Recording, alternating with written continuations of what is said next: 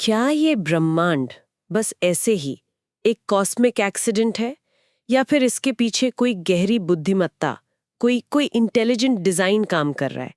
आज हम इसी सवाल की गहराई में उतरने वाले हैं और हमारा आधार है ब्रह्मांडीय बुद्धि का ब्लूप्रिंट और रित का नियम नाम का एक स्रोत। बिल्कुल। और देखिए, हमारा मिशन साफ है। हम हिरण्यगर्भ, रित और प्राण जैसी प्राचीन भारतीय अवधारणाओं को समझने की कोशिश करेंगे। पर सिर्फ समझना ही नहीं, ये भी देखेंगे कि क्या ये हजारों साल पुराने विचार आज की साइंस की दुनिया में भी कोई कोई मायने रखते हैं। हाँ, और आज हम ब्रह्मांड को एक विशाल जीवित सिस्टम की तरह देखने की कोशिश करेंगे। स्रोत इसे 3 हिस्सों में देखता है, एक ब्लूप्रिंट, एक ऑपरेटिंग सॉफ्टवेयर और एक अदृश्य नेटवर्क जो हर चीज को जोड़े हुए हैं। अच्छा। तो हम इसी क्रम में आगे बढ़ेंगे, मतलब बड़ी तस्वीर से शुरू करके एक एक व्यक्ति के कर्म के स्तर तक जाएंगे और देखेंगे कि ये सब कैसे एक दूसरे से जुड़ा है। बहुत बढ़िया। तो चलिए इस ब्रह्मांडीय पहेली को परत दर परत खोलते हैं। शुरुआत करते हैं ब्लूप्रिंट से, यानी हिरण्यगर्भ की अवधारणा से। इसे स्वर्णगर्भ या ब्रह्मांडीय बीज भी कहा गया है। स्रोत में इसे समझाने के लिए एक बहुत ही शानदार उदाहरण दिया गया है। हाँ, वो सेब के बीज वाला। हाँ, बिल्कुल वही। जैसे एक छोटे से मामूली से दिखने वाले बीज के अंदर पूरे विशाल पेड़ का नक्शा छिपा होता है। हाँ। उसकी ऊंचाई कितनी होगी, फलों का स्वाद कैसा होगा, पत्तियों का रंग कैसा होगा, ये सारी जानकारी एक कोडिंग के रूप में उसमें पहले से मौजूद है। अच्छा। स्रोत के अनुसार ठीक वैसे ही सृष्टि के प्रकट होने से पहले उसका पूरा का पूरा डिजाइन हिरण्यगर्भ में एक सूक्ष्म विचार के रूप में था। ये तो सुनने में कुछ कुछ आधुनिक इंफॉर्मेशन थ्योरी जैसा लगता है, जहां ये कहते हैं कि पदार्थ यानी मैटर से पहले सूचना, इंफॉर्मेशन का अस्तित्व है। आप बिल्कुल सही जगह पर पहुंची हैं। तो क्या स्रोत भी यही कह रहा है कि ये ब्रह्मांड किसी रैंडम बिग बैंग का नतीजा नहीं, बल्कि एक पहले से मौजूद डिजाइन का धीरे धीरे खुलना है? ठीक यही स्रोत का तर्क यही है। वो कहता है कि बिग बैंग से पहले जो सिंगुलैरिटी थी, एक अनंत घनत्व का बिंदु, वो सिर्फ ऊर्जा या पदार्थ नहीं था। तो क्या था? वो चेतना का बिंदु था। वही हिरण्यगर्भ था। और फिर उसी चेतना ने खुद को पंचमहाभूतों पृथ्वी, जल, अग्नि, वायु, आकाश के रूप में प्रकट किया। एक मिनट, ये तो बहुत बड़ी बात है। इसका मतलब तो ये हुआ कि जीवन निर्जीव चीजों के टकराने से नहीं बना, नहीं, जैसा कि हम अक्सर सोचते हैं। बिल्कुल। बल्कि चेतना ही ब्रह्मांड का मूल तत्व है और पदार्थ उसी का एक रूप है। ठीक यही। और देखिए, ये सिर्फ एक दार्शनिक विचार नहीं है, इसका एक बहुत गहरा मनोवैज्ञानिक असर है। वो कैसे? स्रोत कहता है कि जब हम ये समझते हैं कि हम किसी ब्रह्मांडीय दुर्घटना का हिस्सा नहीं, बल्कि एक इंटेलिजेंट प्लान का हिस्सा हैं, तो हमारे अंदर का जो एक अस्तित्वगत भय होता है ना, एग्जिस्टेंशियल एंजाइटी। हाँ, एग्जिस्टेंशियल एंजाइटी, वो कम हो जाती है। ये एहसास कि हमारा होना सार्थक है, हमें एक गहरी सुरक्षा देता है। वाह। तो मतलब हम सब उस विशाल ब्रह्मांडीय योजना का एक हिस्सा हैं। स्रोत में एक और उदाहरण है, फिल्म की रील वाला। हाँ, वो उदाहरण इस बात को और पुख्ता करता है। जैसे पूरी फिल्म की कहानी पहले से ही रील में मौजूद होती है, हर सीन, हर डायलॉग। लेकिन जब प्रोजेक्टर पर चलती है तो वो पर्दे पर धीरे धीरे एक क्रम से सामने आती है। वैसे ही पूरी सृष्टि की कहानी हिरण्यगर्भ में पहले से मौजूद है और समय के पर्दे पर बस प्रकट हो रही है। जो बीज में है वही फल में भी है। बिल्कुल, हम उस कॉस्मिक डेटा से अलग नहीं हैं। ठीक है, तो ये ब्लूप्रिंट तो समझ में आ गया, लेकिन कोई भी ब्लूप्रिंट बिना किसी ऑपरेटिंग सिस्टम के काम नहीं कर सकता। तो इस ब्रह्मांडीय ब्लूप्रिंट का ऑपरेटिंग सिस्टम क्या है? बहुत सही सवाल। और यहीं पर रित की अवधारणा सामने आती है। इसका जिक्र ऋग्वेद में बार बार मिलता है। रित? हाँ, स्रोत में एक बहुत दमदार बात कही गई है। ऋग्वेद के ऋषियों ने हजारों साल पहले देख लिया था कि ये ब्रह्मांड बेतरतीब नहीं है।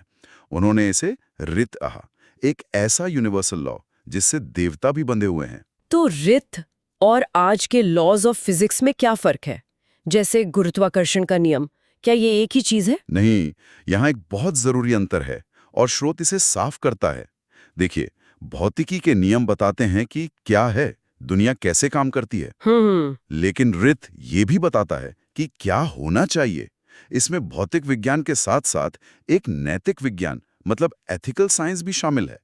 ये सिर्फ मैटर के नियम नहीं है, मोरालिटी के भी नियम हैं। अच्छा, ये तो बहुत गहरा है। तो ये सिर्फ कारण प्रभाव का नियम नहीं, बल्कि सही और गलत का भी नियम है। श्रोत में ऋग्वेद से कुछ उदाहरण भी थे शायद। हाँ, जैसे एक मंत्र कहता है कि नदियां ऋत के कारण ही बहती हैं और सूर्य ऋत के नियम का ही पालन करता है। पत्ती हुई। नियम पहले बने। हाँ, नियम पहले बने और फिर उन नियमों के आधार पर ब्रह्मांड ने आकार लिया। आपने सत्य और ऋत 2 शब्दों का इस्तेमाल किया, क्या इनमें कोई अंतर है? उपनिषदों के हिसाब से हाँ, एक सूक्ष्म लेकिन बहुत जरूरी अंतर है। सत्य वो है जो कभी नहीं बदलता, वो एब्सोल्यूट ट्रूथ है। सरल शब्दों में कहें तो ईश्वर सत्य है। और ऋत? और ऋत वो गतिशील नियम है जिसके द्वारा वो सत्य इस दुनिया में काम करता है। तो अगर ईश्वर सत्य है तो ईश्वर की व्यवस्था ऋत है। ये तो हुई ब्रह्मांड की बात, पर एक आम इंसान के जीवन में ये ऋत कैसे काम करता है? बिल्कुल, यही तो असली बात है।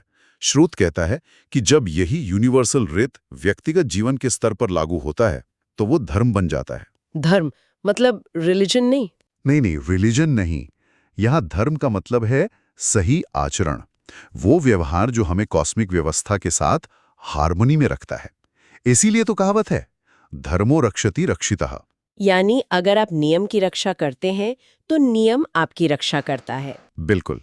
स्रोत में ट्रैफिक नियमों का बहुत सरल सा उदाहरण है। हाँ। आप ट्रैफिक नियमों का पालन करते हैं तो वो नियम सड़क पर आपकी सुरक्षा करते हैं। आप रेड लाइट पर रुकते हैं तो आप एक संभावित दुर्घटना से बच जाते हैं। ये कोई भगवान को खुश करने के लिए नहीं है, बल्कि सिस्टम के साथ तालमेल बिठाकर चलने के लिए है। तो ये कोई ऊपर आसमान में बैठकर हिसाब किताब रखने वाला ईश्वर नहीं है? नहीं, ये एक कॉस्मिक सॉफ्टवेयर है जो केओस को ऑर्डर में बदलता है। मुझे वो फाइबोनाची सीक्वेंस वाला उदाहरण याद आ रहा है। फूलों की पंखुड़ियों में, समुद्री शंख के घुमाव में, हर जगह एक ही गणितीय पैटर्न दिखता है। सही बात है।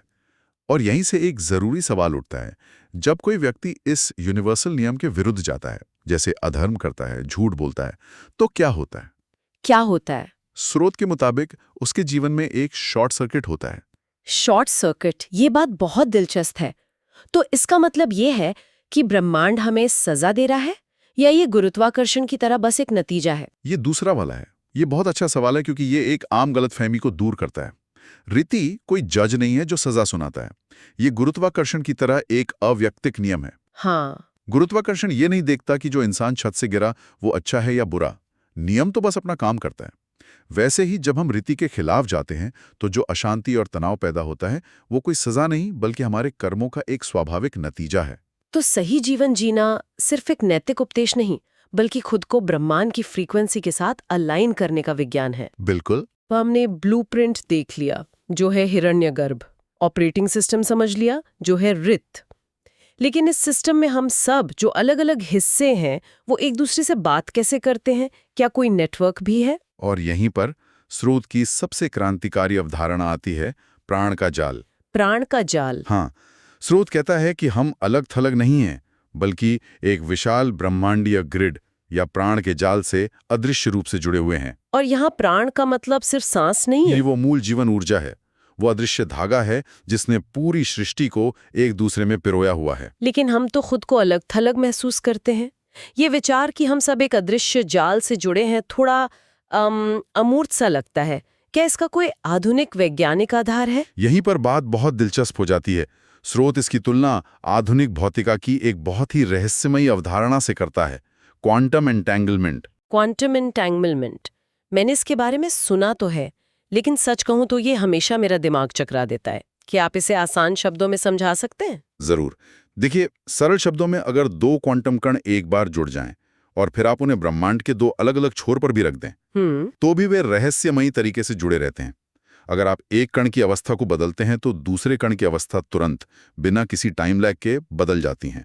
आइंस्टीन ने इसे spooky action at a distance कहा था। अविश्वसनीय है, मतलब अरबों मील दूर से बिना किसी सिग्नल के? हाँ, बिना किसी सिग्नल के। तो क्या स्रोत ये कह रहा है कि कर्म का सिद्धांत इसी तरह काम करता है? ठीक यही। स्रोत का तर्क है कि क्वांटम एंटेंगलमेंट ही कर्म के सिद्धांत का भौतिक आधार हो सकता है। कैसे? तर्क यह है कि क्योंकि हम सभी एक ही स्रोत यानी हिरण्यगर्भ से पैदा हुए हैं, हम सब मौलिक रूप से एक दूसरे से एंटेंगल्ड हैं, गुंथे हुए हैं। हम उस एक ही प्राण के जाल का हिस्सा हैं। यह तो कर्म की पूरी परिभाषा ही बदल देता है। ये कोई धार्मिक दंड या इनाम नहीं, बल्कि जैसा श्रोत में कहा गया है, यह मॉरल फिजिक्स है। बिल्कुल। ये मॉरल फिजिक्स है। जब आप किसी के प्रति कोई काम करते हैं या सोचते भी हैं तो आप ऊर्जा के स्तर पर उस व्यक्ति से एंटैंगल हो जाते हैं। अच्छा। वो कर्म ऊर्जा एक अदृश्य धागे की तरह आपसे जुड़ी रहती है और अपनी प्रतिक्रिया आप तक पहुंचाती है। स्रोत में एक बहुत सरल सा उदाहरण है। जब आपके हाथ में चोट लगती है तो दर्द का एहसास तुरंत आपके मस्तिष्क तक पहुंचता है। क्यों? क्योंकि हाथ और मस्तिष्क एक ही शरीर का हिस्सा हैं। बिल्कुल। तो इस ब्रह्मांडीय शरीर में दूसरा कोई है ही नहीं। जब हम किसी और को दुख या सुख देते हैं तो हम असल में उस ब्रह्मांडीय शरीर के दूसरे हिस्से को प्रभावित कर रहे होते हैं। हाँ। और क्योंकि हम भी उसी शरीर का हिस्सा हैं, वो प्रभाव हम तक लौटकर आता है। आपने इसे बिल्कुल सही समझा। इस ग्रिड में दूसरा कोई है ही नहीं। हम सब एक ही चेतना के अलग अलग रूप है। ये समझ हमारे जीने के तरीके को पूरी तरह से बदल सकती है। दूसरों का भला करो सिर्फ एक अच्छी बात नहीं, बल्कि एक तरह से अपना ही भला करो बन जाता है। क्योंकि उस बड़े नेटवर्क में कोई अलगाव है ही नहीं। है ही नहीं। तो इसका हमारे जीने के तरीके के लिए क्या मतलब हुआ? इसका मतलब ये है कि सही तरीके से जीना, जिसे हम धर्म कहते हैं, वो सिर्फ एक नैतिक विकल्प नहीं, बल्कि एक वैज्ञानिक अनिवार्यता है। जब हम अहंकार को छोड़कर खुद को इस बड़े ग्रिड के एक हिस्से के रूप में देखते हैं तो हमारे कर्म कॉस्मिक फ्लो के साथ जुड़ जाते हैं। हाँ, और इससे संतुलन और आनंद की स्थिति बनती है, क्योंकि तब हम सिस्टम के साथ काम कर रहे होते हैं, उसके खिलाफ नहीं। तो संक्षेप में आज हमने एक अद्भुत यात्रा की। हमने हिरण्यगर्भ के ब्रह्मांडीय ब्लूप्रिंट से शुरुआत की, फिर रित के यूनिवर्सल सॉफ्टवेयर को समझा और अंत में प्राण के उस अदृश्य क्वांटम जाल को देखा जो हमारे हर कर्म को पूरे ब्रह्मांड में प्रतिध्वनित करता है।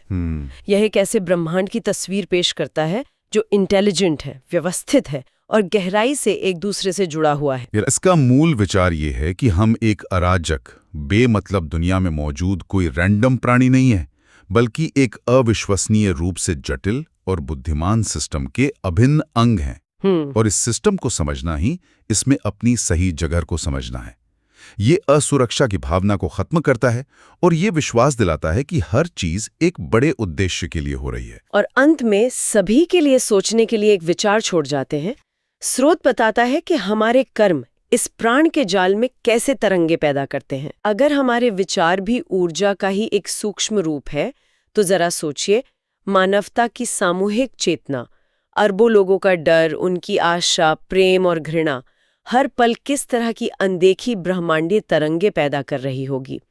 और ये समझ हमारे आपसी व्यवहार और हमारे अपने आंतरिक संसार को कैसे बदल सकती है।